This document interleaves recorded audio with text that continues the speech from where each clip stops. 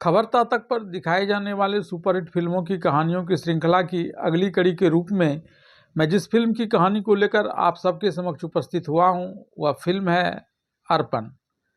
यह फिल्म 1983 ईस्वी में रुपहले पर्दे पर आई थी और उस वर्ष की सर्वाधिक कमाई करने वाले फिल्मों में शुमार थी।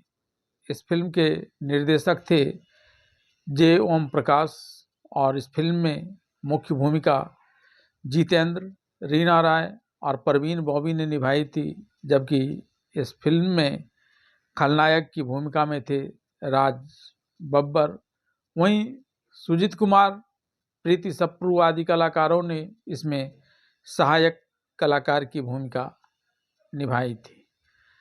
इस फिल्म में बेहतरीन नृत्य और सुमधुर संगीत का भी समावेशन किया गया था। इस फिल्म के संगीत निर्देशक थे लक्ष्मीकांत प्यारेलाल और फिल्म के गानों को स्वरबद्ध किया था लता मंगेशकर, किशोर कुमार, सुरेश वाडीकर और अनवर ने। इस फिल्म के प्रमुख गानों की प्रथम कुछ पंक्तियों को मैं आपके आनंद के लिए गुनगुनाता हूँ। मोहब्बत अब तिजारत बन गई है, तिजारत अब मोहब्बत बन गई है, मोहब्बत अब तिजारत बन गई है, तिजारत अब मोहब्बत बन गई है। परदेस जाके परदेसिया भूल न जाना पिया, परदेस जाके परदेसिया भूल न जाना पिया।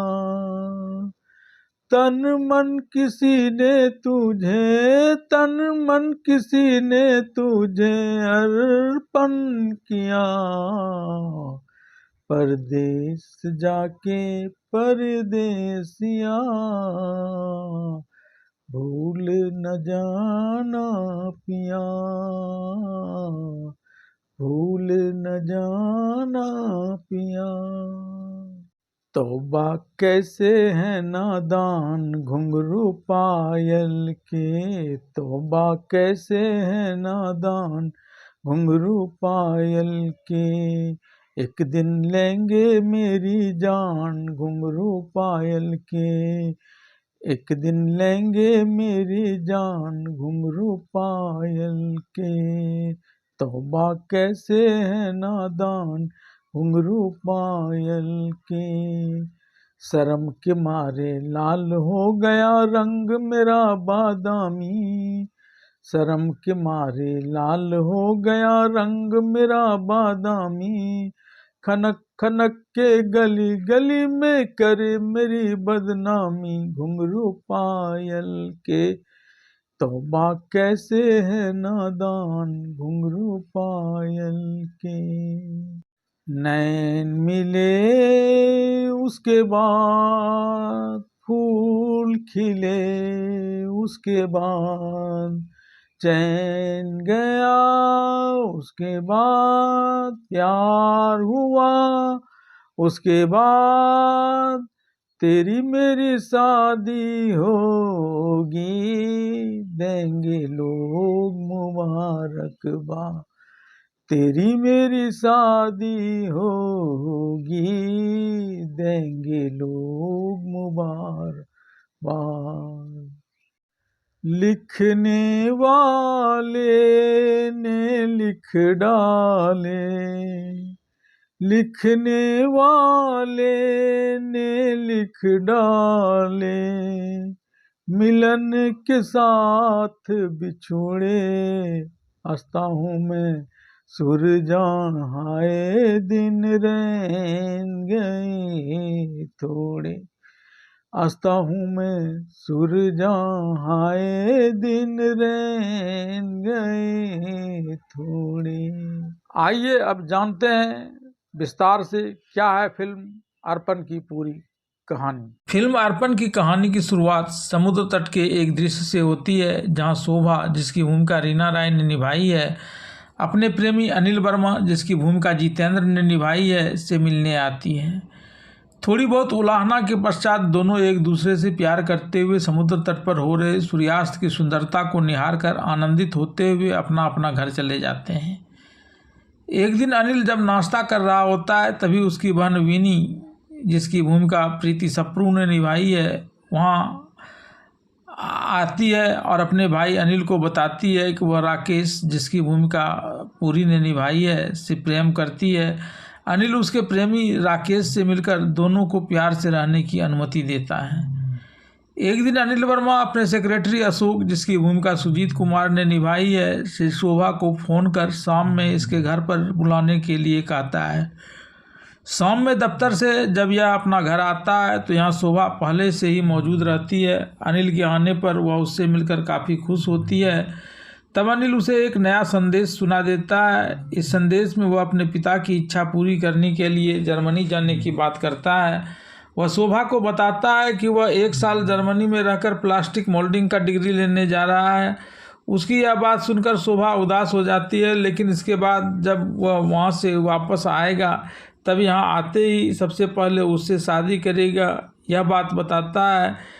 तो शोभा फिर से खुश हो जाती है। वह कहता है कि शादी करने के बाद वह यहाँ एक बड़ा सा प्लास्टिक मोल्डिंग का फैक्ट्री लगा लेगा और फिर उसके साथ आनंद से प्रेम पूर्वक रहेगा। तब तक अनिल की माँ भी वहाँ आ जाती है और शोभा से कहती है कि वह अनिल का सारा सामान पैक कर दे ताकि उसे अपने जर्मनी प्रवास में कोई दिक्कतदारी नहीं हो। तब शोभा खुशी खुशी अनिल का सारा सामान पैक कर देती है। अगले दिन जब अनिल जर्मनी के लिए जाने लगता है तब वह शोभा को खूब प्यार करता है और उससे कहता है कि वह उसकी अनुपस्थिति में इसके घर की सारी जिम्मेवारी खुद उठाए। इस पर शोभा अनिल से कहती है कि वह जर्मनी जाकर इसे भूल नहीं जाए। तब रोज़ एक पत्र लिखने की बात कहकर उससे भी जवाबी पत्र लिखने का वादा लेकर अनिल जर्मनी के लिए प्रस्थान कर जाता है। अनिल के जाने के बाद शोभा घर गृहस्थी चलाने के लिए जो कि जेके, जिसकी भूमिका राज बब्बर ने निभाई है, की फैक्ट्री में काम करने लगती है।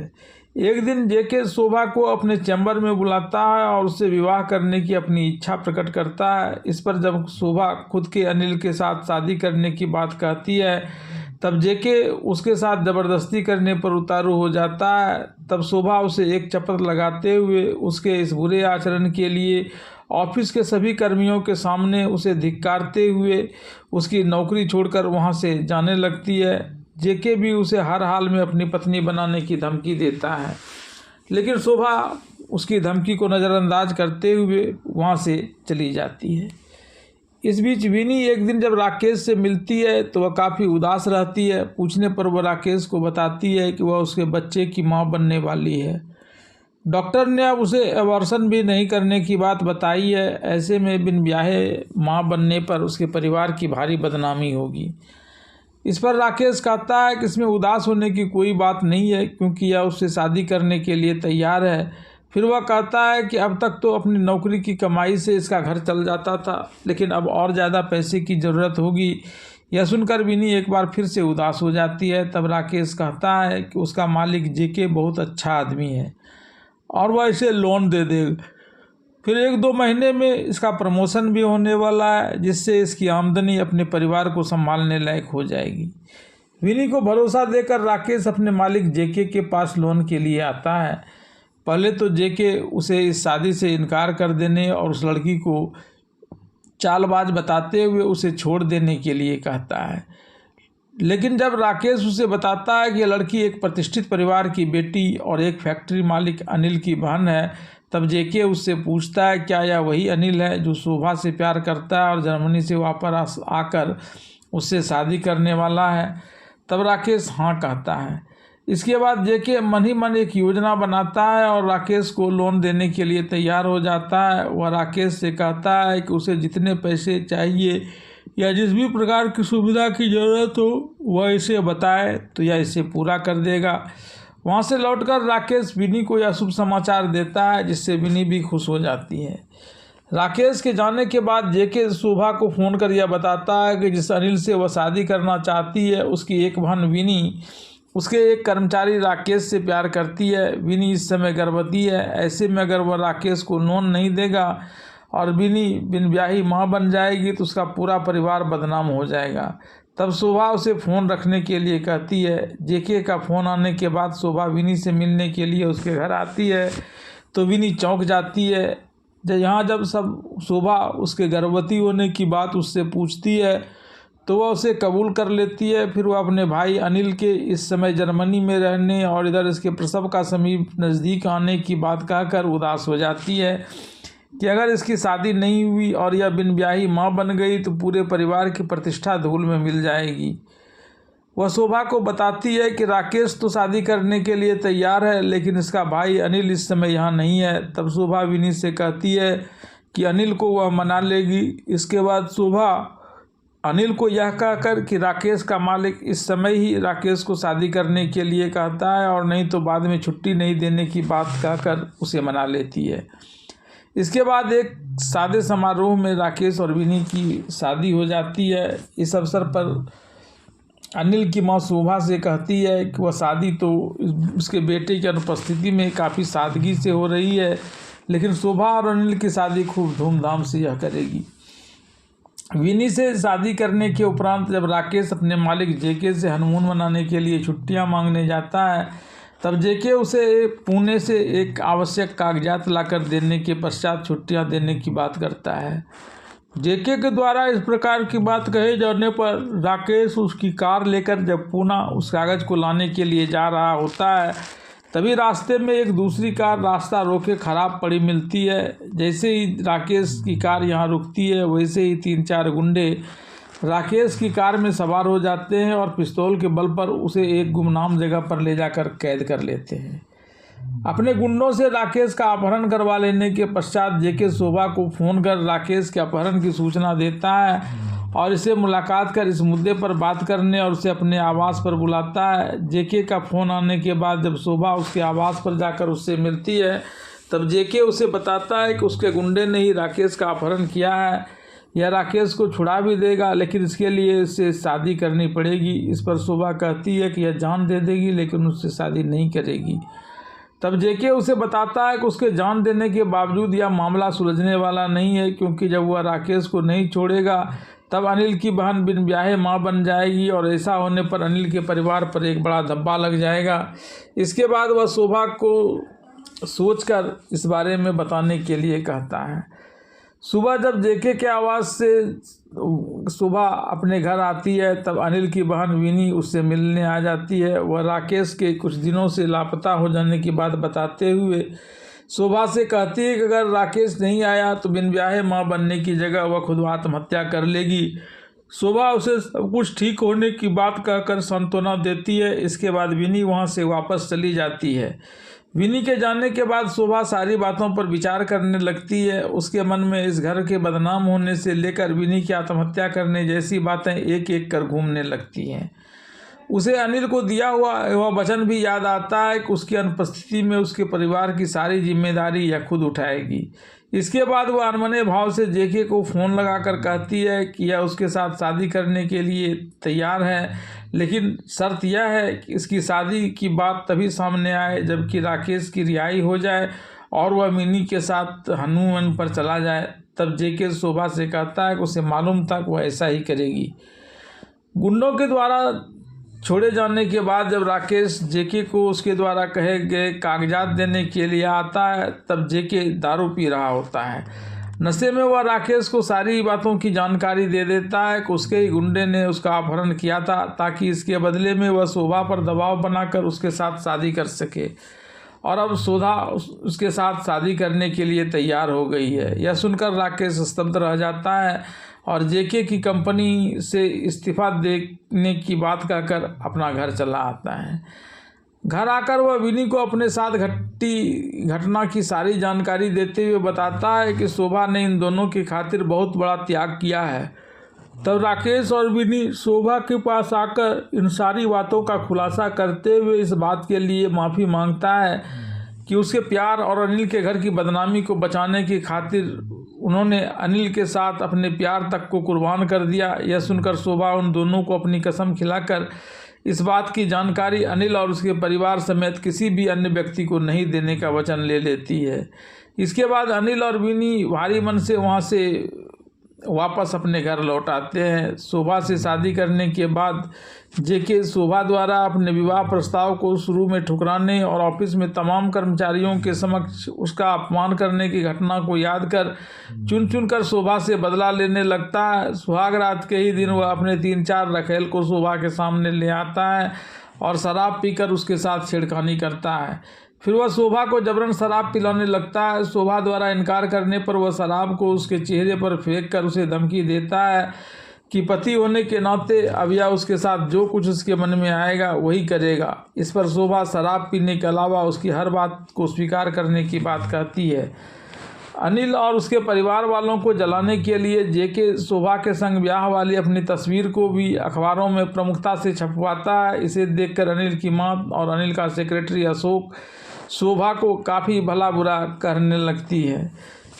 जर्मनी में 1 वर्ष बिताने के बाद जब अनिल वापस लौटता है तब अपने स्वागत में शोभा के अलावा घर के हर सदस्य को खड़ा पाता है। तब वह अपनी मां से शोभा के यहाँ नहीं रहने को लेकर सवाल करता है। इस पर उसकी मां शोभा के बेवफा होने और पैसे के लोभ में उसका प्यार भूलकर जेके के संग शादी रचा लेने की बात करती है।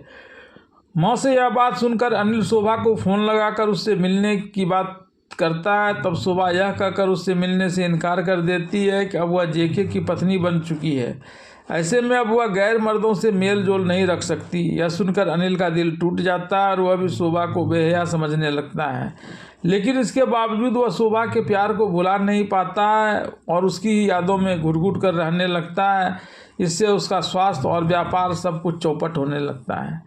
शोभा के द्वारा जेके के संग ब्याह कर लेने की बेवफाई से अनिल को इस प्रकार से घुटता देख उसका सेक्रेटरी अशोक, जिससे अनिल अपना बड़ा भाई मानता है, एक दिन उसके पास आकर उसे मन बहलाने के लिए दूसरी जगह जाने की बात करता है। पहले तो अनिल उसकी इस बात को मानने से इनकार कर देता है, लेकिन जब अशोक कहता है कि ऐसा करके देख लेने में क्या बुराई है, तब वह बाहर जाने के लिए तैयार हो जाता है। एक दिन जब वह जिस होटल में ठहरा हुआ है वहाँ शाम में संगीत का कार्यक्रम होता है, वह उसे देखने के लिए चला जाता है। यहाँ जब वह सोना, जिसकी भूमिका परवीन बॉबी ने निभाई है, के द्वारा प्रस्तुत किए जाने वाले नृत्य और संगीत के कार्यक्रम को देखता है तो उसे देखकर अभिभूत हो जाता है और उसके गाने को अपने लिए टेप रिकॉर्डर की मदद से टेप कर लेता है। अगले दिन सोना जब अपने पिता और अपने अन्य संगीत सहायकों के साथ एक जगह बैठकर नाश्ता करते हुए आपस में बातें कर रहे होते हैं, तब सोना का पिता, जिसकी भूमिका सुधीर दलवी ने निभाई है, कहता है कि जब सोना विवाह कर चली जाएगी तब एक बार वह फिर से सूनापन का शिकार हो जाएगा। इस पर सोना कहती है कि ना तो वह शादी करेगी और न ही कहीं जाएगी। यह सुनकर उसका पिता कहता है कि शादी का जोड़ा तो लोगों के जन्म से पहले स्वर्ग में ही बनकर तैयार हो जाता है। तभी सोना पिछले शाम होटल में दिए अपने नृत्य और संगीत की प्रस्तुति का गाना सुनती है और वह उस गाना की दिशा में चलने लगती है। वहाँ से चलकर जब सोना बगल के बाग में आती है तो यहाँ अनिल को आंखें बंद किए टेप रिकॉर्डर से वह गाना सुनते हुए पाती है। सोना यह कहते हुए टेप रिकॉर्डर से कैसेट निकाल लेती है कि वह अपना गाना खुद ही बनाती है, खुद ही गाती है और किसी को टेप करने नहीं देती। फिर वह वहाँ से उस कैसेट को लेकर वापस अपने जमवाड़े में चली जाती है। अगले दिन सोना फिर अनिल को इस बाग में आंखें बंद कर कुछ गीत गाता हुआ पाती है। तब वह यह कहते हुए कि किसी अजनबी से तो ऐसा प्रश्न नहीं पूछना चाहिए, लेकिन इसके बावजूद वह उससे यह प्रश्न इसलिए पूछ रही है ताकि उसके अनमनेपन की बात जानकर या उसकी कुछ मदद कर सके। इस पर अनिल बताता है कि उसकी प्रेमिका ने उसे प्यार को ठुकराकर एक दूसरे पुरुष से शादी कर ली है। इस पर सोना उसे यह कहकर सांत्वना देती है कि हो सकता है कि उसका कोई बड़ा मजबूरी हो। तब अनिल उसकी कोई मजबूरी नहीं होने और उस व्यक्ति के सिर्फ अमीर होने की बात कहकर उसे बेहया करार देता है। इस पर सोना कहती है कि ऐसे में वह भी उसे छोड़कर किसी दूसरी लड़की के साथ ब्याह कर ले। इसके बाद धीरे धीरे सोना और अनिल के बीच प्यार पनपने लगता है और अनिल शोभा की प्यार की बातें भूलने लगता है। जेके शोभा के साथ ब्याह करने के बाद हमेशा उसे अपमानित करते रहता है, लेकिन शोभा बिना किसी प्रतिकार के उसकी कई हर बातों को मानते रहती है। एक रात जबकि जेके अपने दोस्तों के साथ अपने घर में एक पार्टी मनाता है, तब वह जमकर दारू पीता है। इस बीच वह शोभा को आवाज़ देकर अपने दोस्तों के बीच बुलाता है और साड़ी पहने रहने को लेकर तरह तरह की फब्तियाँ कसकर सारे दोस्तों के सामने उसे जलील करता है। फिर वह उसे ऊपर जाकर गुलाबी रंग की नाइट गाउन पहनकर कॉफ़ी लेकर आने के लिए कहता है। शोभा बिना किसी प्रकार का प्रतिकार किए उसकी आज्ञा पालन करने के लिए ऊपर चली जाती है। उसके ज़्यादातर दोस्त उसके इस बर्ताव पर नाराज़ होकर वहाँ से चले जाते हैं। सिर्फ कुछ चापलूस किस्म के दोस्त वहाँ खाने पीने और पैसा ऐंठने के लिए रह जाते हैं, और वह भी बाद में पैसे ऐंठ कर खा पी कर वहाँ से चले जाते हैं। लेकिन सबके चले जाने के उपरांत भी जेके अपना दारू पीना जारी रखता है और अंत में दारू पीते पीते नशा की हालत में ही एक ओर लुढ़क जाता है।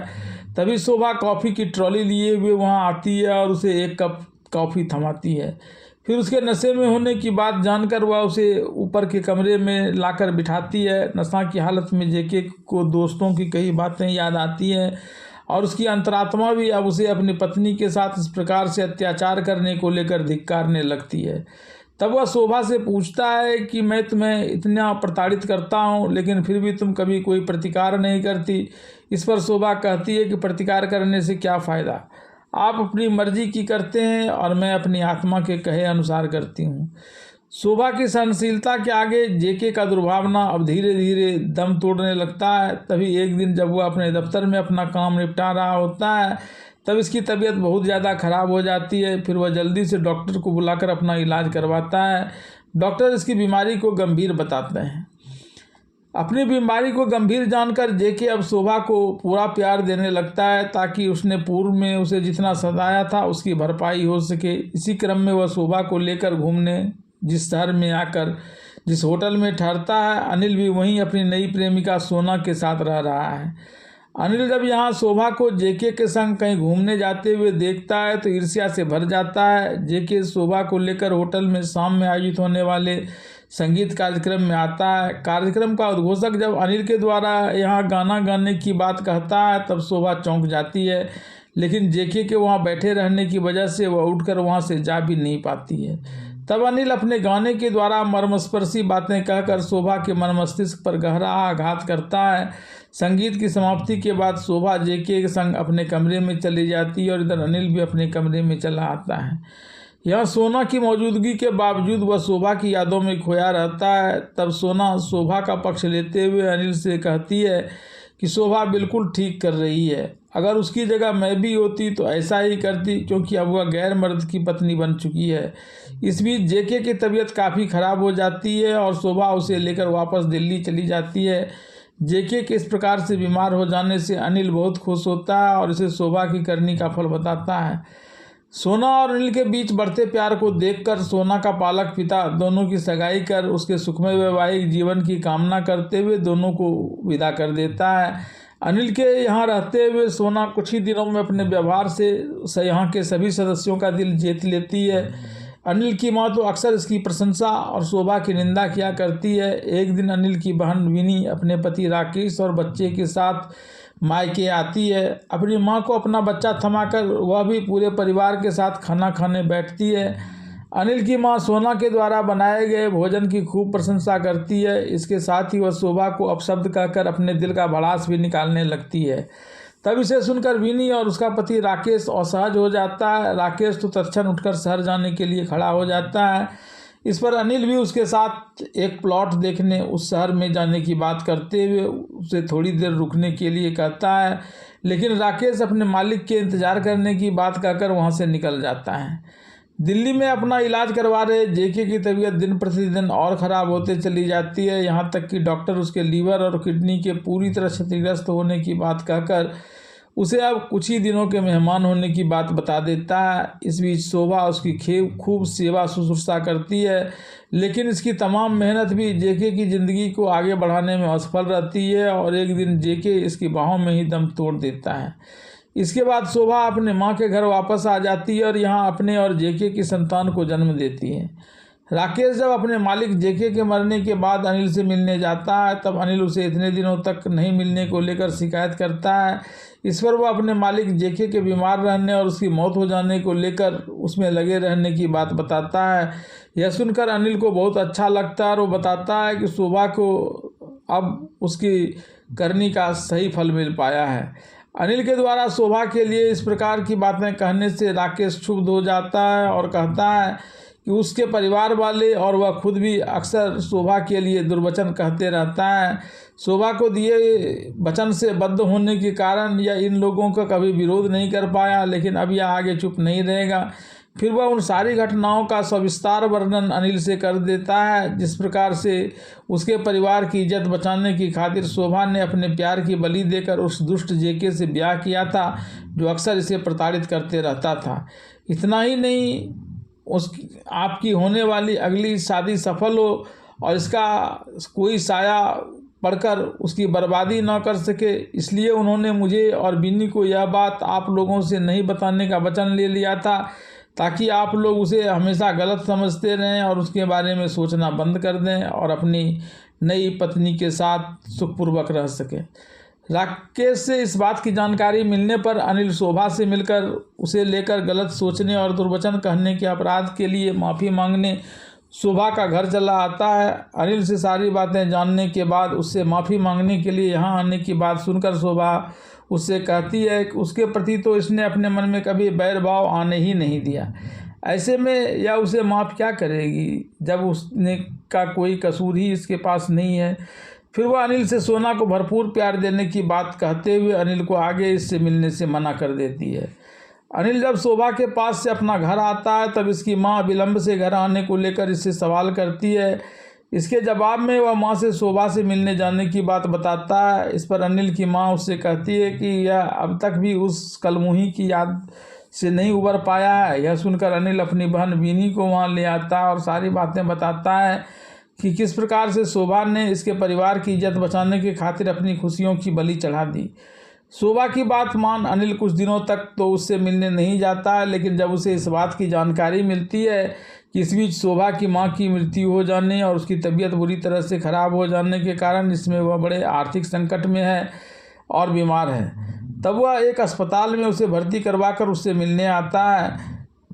शोभा अनिल के यहाँ आने पर उसे एक बार फिर कहती है कि वह अपने प्यार के खातिर इससे मिलने नहीं आए।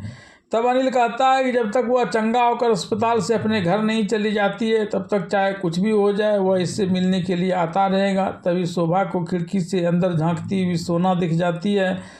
वह सोना को अंदर बुलाती है, लेकिन सोना गुस्सा कर वहाँ से भाग जाती है। तब शोभा अनिल से तुरंत घर जाकर सोना को मनाने की बात कहती है। शोभा की बात मानकर अनिल जब सोना को मनाने अपना घर आता है तो सोना को वहाँ नहीं पाकर अपनी माँ से सोना के कहाँ होने को लेकर सवाल करता है। इस पर अनिल की माँ सोना के अस्पताल जाने की बात बताती है। तभी पड़ोस का कोई व्यक्ति आकर अनिल को सोना के दुर्घटनाग्रस्त हो जाने की बात बताता है। यह सुनकर अनिल जल्दी से घटनास्थल पर पहुंच जाता है और सोना को एक अस्पताल में इलाज के लिए भर्ती करवाता है। जब अनिल कुछ दिनों के बाद डॉक्टर से सोना के स्वास्थ्य को लेकर सवाल करता है तब डॉक्टर बताता है कि सोना फिजिकली तो पूरी तरह से ठीक है, लेकिन अब यह अपने बच्चों की मां कभी नहीं बन पाएगी। अनिल जब सोना के साथ अपना घर वापस आता है और उसकी मां को सोना के आगे गर्भवती ना हो पाने की जानकारी मिलती है तब वह अपने भाग्य को कोसने लगती है। तभी वह अपने बच्चों को गोद में लिए हुए शोभा आ जाती है और अनिल के मां से कहती है कि आप में से किसी का भी कोई दुर्भाग्य नहीं है, सारा दुर्भाग्य तो मेरा है। फिर वह सोना को अपनी संतान देते हुए कहती है कि इस परिवार की खुशियां देने के लिए इसने अब तक जो कुछ किया उसका कोई मायने नहीं है, क्योंकि अब इस परिवार का कोई वारिस नहीं है। ऐसे में वह अपने इस बालक को उसे अर्पण कर रही है ताकि उसकी गोद सुनी नहीं रहे। इसके वजह से ही सोना दुर्घटनाग्रस्त हुई और उसे यह सब देखना पड़ा। फिर वह अनिल से यह वचन लेती है कि वह इस बालक का अपने बच्चों की तरह ही लालन पालन करे और गुणवान बनाए। ऐसा कहते कहते वह अनिल की बाहों में ही अपना दम तोड़ देती है। इस दृश्य के साथ ही फिल्म अर्पण की कहानी पूरी समाप्त हो जाती है।